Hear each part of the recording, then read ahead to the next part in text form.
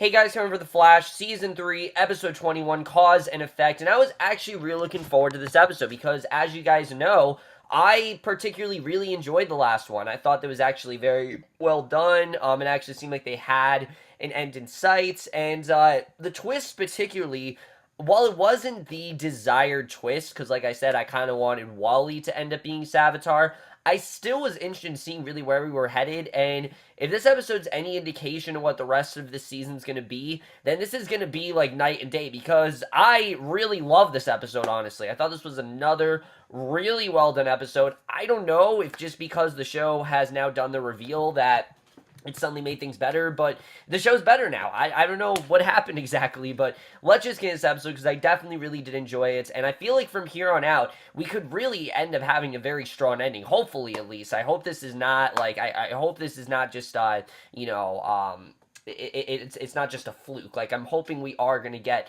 really good episodes from here on out because I do want to enjoy this show. There are a lot of things I love about the show. Episodes like this is more or less what I want in this show. So we start off right where the last episode left off. We see Savitar gestures to the burn scars on his face and says that he outgrew Red. And Barry figures that Savitar is a temporal remnant. And Savitar explains that the duplicate actually died saving the multiverse, but then Barry created Flashpoint and changed everything. And this actually makes a lot more sense than I thought it was going to. Like I said, there were a lot of plot holes going into this twist, but they really did explain everything really well, I have to say.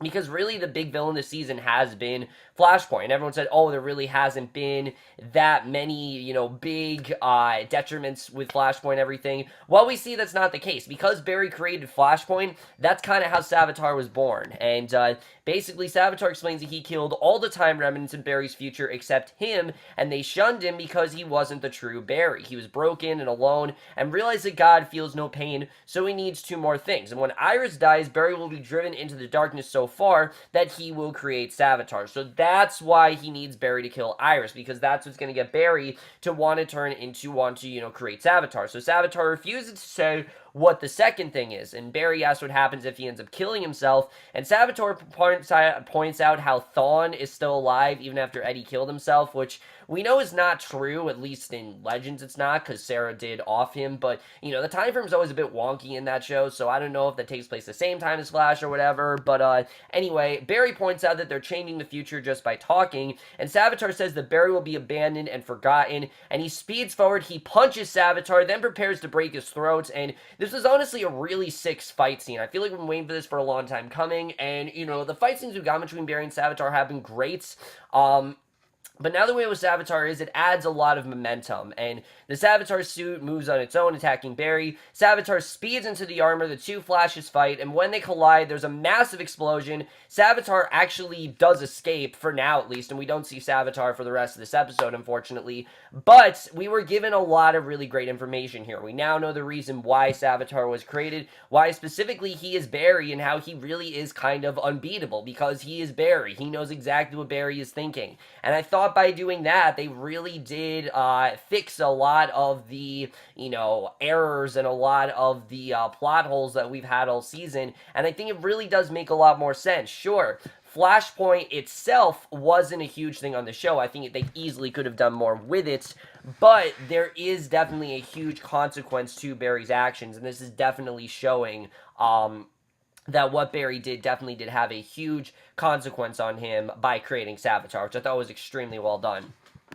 So back at Star Labs, Barry tells the others what he's learned, and Cisco works out how it happened and explains it to the others, figuring the remnants actually traveled back in time and created himself as the God of Speed. And not just that, he also realizes that the message that the Legends got, way back in the beginning of the second season, remember how the Legends got the message from Barry saying, don't trust Barry? Well, he was talking about Savitar, obviously, because that is future Barry, and now it makes a lot more sense. And I thought it was interesting that it took them this long to connect that, but I did like that they did, in fact, answer that at some point. So, basically, Wally wonders why Savitar wants to kill Iris, and Barry avoids saying why.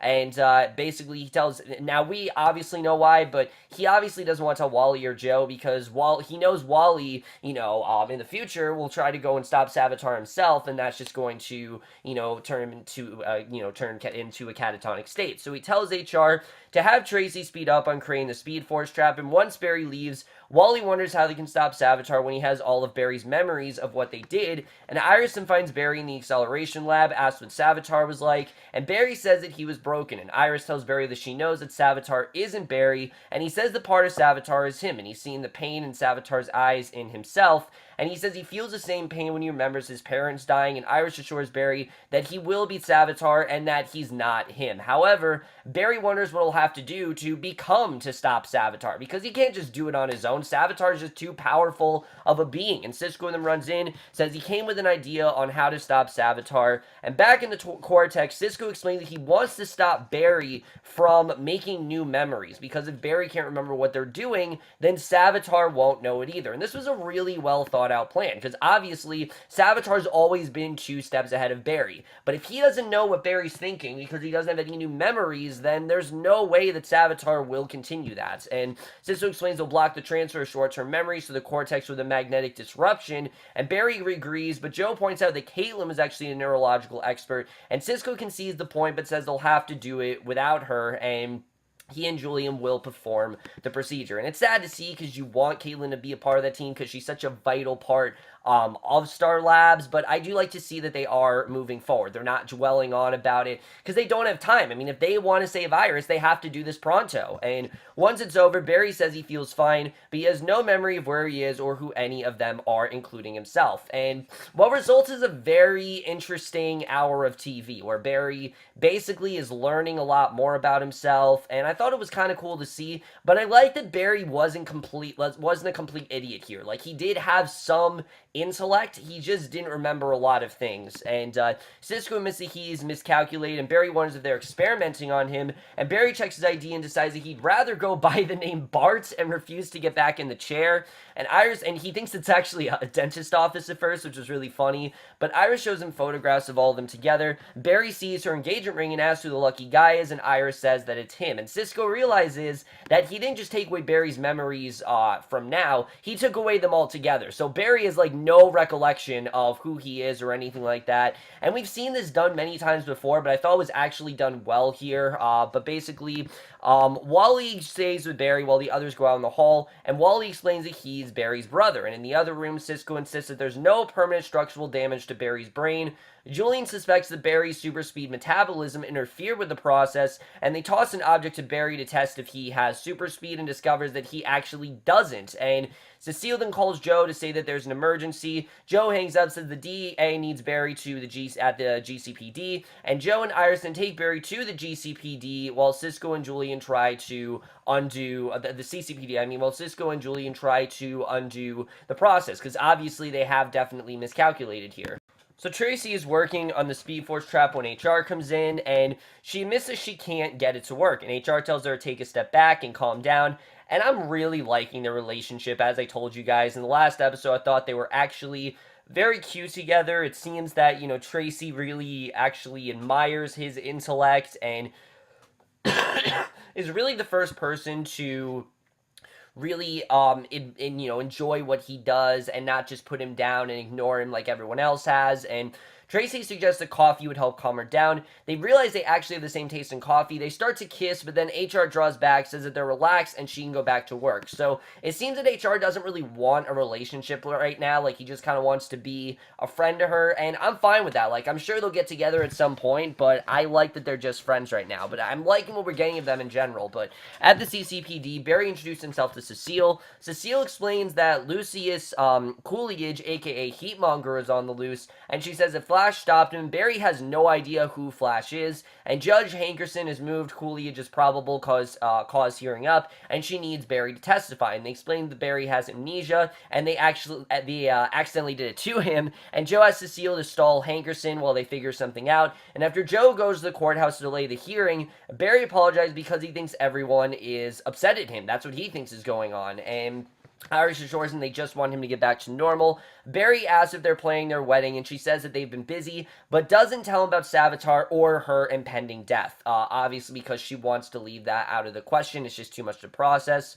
So Killer Frost is demanding answers from Savitar, who's kneeling immobile on the lower floor, and Savitar finally grabs her, demands to know who she is, and he realizes that he doesn't know who he is, again, because his memories have been taken away. So Iris takes Barry to Jitters, tells him about his high school days. She finally says that he's lighthearted since he's not carrying the weight of the world on his shoulders, and I really like seeing this. I like seeing this more fun Barry. Like, this is the Barry that we saw in season 1. We have not seen this Barry since basically season 1. Ever since then, we've always, well, we kind of saw it in season 2. This season, we definitely have not seen it. We have seen this hardened Barry that's always very emotional. He always has all these regrets. So I did like to see a more fun side of Barry. That's something that I initially really loved about the show, and I think that's something the show has kind of moved away from. So I did like that this episode focused a lot on, you know, the fun element, but she said it's nice to see him smiling so much, and Barry's happy that he'll be with Iris for the rest of his life. Cecile sends a text calling Barry to the courthouse, and he leaves. So at the courthouse, Julie and Cisco arrive. Barry tells Cecile he's really not ready to testify, but Cisco gives Barry a pair of glasses to wear, and Cecile then calls Barry to the stand, and she begins questioning him, and Julian feeds him text messages via the glasses that only Barry can see, and Julian texts him through his testimony against Coolidge, and when he goes too fast, Hankerson notices, and Barry says it's getting too hot in the room, and as he sweats, the glasses short out, and he quickly takes them off. His testimony is less than convincing, and Hankerson warns Cecile that if Barry doesn't elaborate, then they'll have to dismiss Barry, can't continue, and Hankerson then dismisses the case, because obviously, they're just not getting anything out of him, unfortunately, but back to our lab, Cisco and Julian tell Wally what happened. They find Frost waiting for them, and Wally discovers that his speed is gone, and Frost then says that if they want to fix things and help Barry, then they're going to do exactly what she says. And it makes sense why Wally's speed is gone, because obviously Barry can't help him with that. So Iris takes Barry to their apartment. Barry worries that Heatmonger's on the loose. She tells him that there's something about him that always wants to help, and Barry wonders how they afford to live there,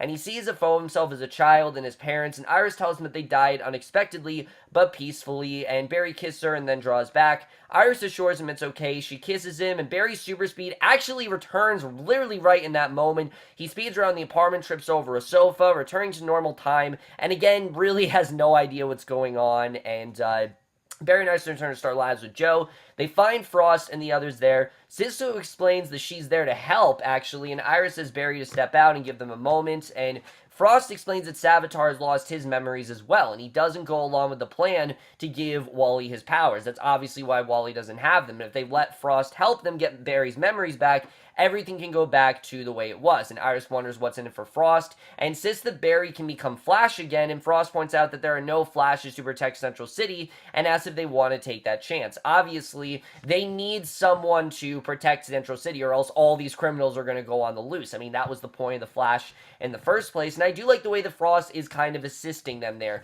Even though she's obviously not the same Caitlin, she is still kind of assisting them, and I definitely did like seeing that. So Tracey finds HR. He insists they have to focus on the task at hand, and despite that, they do end up kissing. Tracey then gets an idea about Sparks, and HR says his job is done, and Frost then tells him that they shouldn't have done it without Caitlin, and Cisco points out they really didn't have a choice, because Frost is Caitlin, and she ignores him, and he reminds Julian of times that he and Caitlin worked together, and Frost tries to ignore him when he mentions what Ronnie said. Frost chips in. Cisco tells Caitlin that she's in all of his best memories, and after Moan, Frost says that she doesn't want to be there any longer than necessary. She goes back to work, so she's clearly only there for Savitar's benefit. You know, she doesn't really care about them, and it was sad to see her say that she did not care about Julian, because I have actually really enjoyed their relationship throughout the season, but Barry's practice is running in the pipeline, and Joe tells Iris that he hasn't seen him so happy in a long time, and Iris agrees. Joe realizes that she doesn't want Barry's memories restored, because she likes seeing this more fun, lighthearted side of Barry. She doesn't really get to see this anymore, and she really does want him happy. And Joe points out that the new Barry isn't the one Iris fell in love with, and Iris isn't convinced, and wonders if it was the life Barry was supposed to have. And yeah, I would agree with that. I mean, Barry, when you really think about this, probably is how Barry would have been. He was just a forensic scientist, and he worked for the CCPD, but that was about it. There really was nothing that extraordinary about him, and him and Iris would still probably be in a relationship. He wouldn't know Cisco and Caitlin and all of them, but I do think that they would be in a relationship, and things would definitely have been a lot easier for them. But there definitely is a lot that Barry would have missed out on as well, so I definitely would agree that there are pros and cons to her doing that, and for a while, I didn't know if we were going to get the actual Barry back. I'm glad we did, because I definitely would not want 2 episodes of this. This is definitely a 1-episode thing, but it made sense why Iris does not want to change him back. So Heatmonger goes into an office building, fires his heat gun. Joe and Iris then show Barry his costume just as Wally and the others arrive. The newscaster writing a story about Heatmonger's rampage, and Barry figures that he can stop him. He refuses to stand by and let people die. He speeds off, then comes back to put on his suit. And at the office building, the fire department is dealing with the blaze. Flash arrives, slams into a car, and Cisco tells him that over the cowl mask to get everyone out. Caitlin says they need to jumpstart Barry's brain through the transmitters in the suit, and if they don't, the people will die. The people in the building will die, and Cisco warns that Flash, and then triggers the device, and after a moment, Flash shows him that he still doesn't remember, and Frost says that Flash needs to access the memories with a visceral memory. So Iris tells Flash that she needs him to remember, and describes the night that Barry's mother died, and we know this is kind of the thing that triggers him. Like, at first I thought, oh shit, don't do that, he's gonna go back and change something, and you don't want him to do that. That's how you got in this mess in the first place. But she tells him that she sat next to him and held his head as he cried, and that was really the night that they fell in love. And Iris says that she wishes that she can make his pain go away, but assures him that for every bad memory, there is a good one that will get him through it. Flash does regain his memories and speeds up the building, and in his lair, Savitar then remembers everything. So there really wasn't a point in wiping his memory in the first place, because he literally remembers everything, and Flash then speeds through the building, putting out the fire. Kid Flash then arrives, his powers restored, and the 2 speedsters easily then capture Heatmonger. So the next day, the team confirms that Barry has all of his memories back. Frost sarcastically wishes them luck, stopping Savitar, and leaves. And Cisco, Barry, and Julian ask her to stay with them. Julian says that he can fix her, and Frost points out he already tried and failed. And he says he loves Caitlin, but Frost tells him that she doesn't love him or any of them and leaves. So again, she is officially starting to lose her personality as Caitlin. It's very sad to see, but you can really tell she is becoming engrossed in that Frost personality. So Iris approaches Barry, says that they'll have to figure out a way to get Caitlin back. He wonders if Iris wants him with all of his emotional baggage, and Iris says that it was nice seeing Barry without his memories, and Barry tells her that he was with his parents in Flashpoint, and he could have let his memories fail. However, if he did, he would have lost all of them, and he explains that he needs the pain and darkness to fuel him into being a better superhero, and Iris says that that's the Barry that she knows and loves, and they kiss, and it was actually a nice moment. I mean, I have not loved this couple. I think we've had way too much Iris and Barry all season, but I'm not gonna lie, this was a very endearing moment. It made Iris realize that she does love this Barry, and that she does want to be with him, and that, they do need that history together, because if she doesn't, Barry's just kind of a blank slate. Sure, he's fun, but he doesn't have those memories of them. They don't have that passion for each other if Barry doesn't have those memories, and I thought that was definitely very well said here. And they do kiss, and H.R. then comes in, interrupts them to call them to Tracey's lab. He and Tracey then show them the Speed Force bazooka, but explain that they need more energy than in the sun, and Barry doesn't know how they're going to do that. And then we get to the end here where we see at Argus, a Dominator power cell sits on the floor near King Shark in his cell, so I'm guessing they're going to get King Shark to help them with his Dominator power cell, and that is the way the episode ends. Really great stuff overall, but let's just get into this episode and where we're going to go from here. So overall, guys, a really good episode. I actually really did enjoy what we got here, even though some of it in retrospective was a little bit pointless, because, I mean, Savitar does still have his memories, and therefore what they were trying to do didn't really do much of anything, but what I loved about this episode the most is that we did get back to the fun, and I mean, that's what made everyone fall in love with The Flash in the first place, that it was more of a fun show.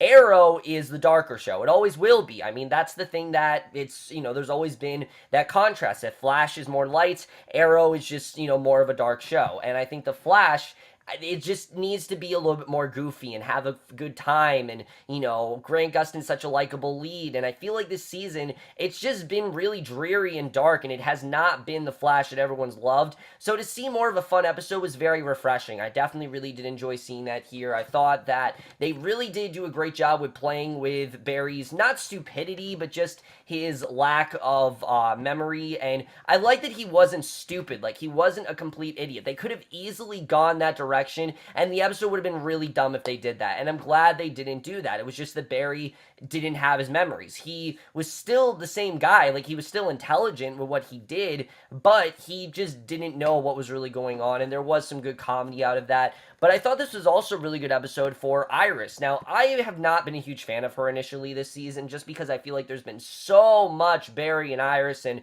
we're really oversaturated with that romance. They've just focused way too much on it, and I don't think they focused enough on some of the other relationships, like Barry and Cisco. They had such a great thing with them in the first half of the season, and I get it that that's over, but we haven't really had anything between those two as friends since, or Barry and Julian. They did some really good stuff with them. Ever since Iris has been set to die, it's all been Barry and Iris. And yeah, it has gotten a little bit too much, but this episode wasn't as heavy because it focused more on why these two are so great as a couple and why they are together to this day, because they do have those memories. And for every moment that Barry's been through, Iris has kind of always been there to comfort him. And even though she does love that fun, nerdy side of Barry, which I do think sometimes comes out, it's not like consistent, obviously.